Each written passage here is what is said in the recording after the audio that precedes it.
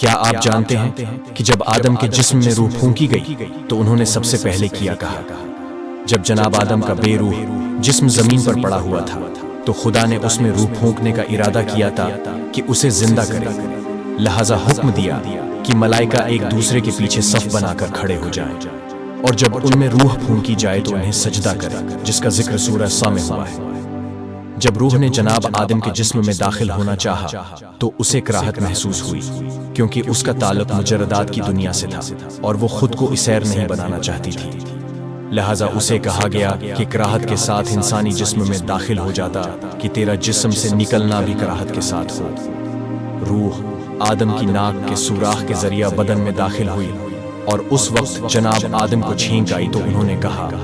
الحمدللہ رب العالمین، اور یہ وہ پہلا کلام تھا جو جناب آدم نے ادا کیا۔ خدا نے ارشاد فرمایا یرحمک اللہ، یعنی خدا تجھ پر رحمت کرے۔ امام جعفر صادق فرماتے ہیں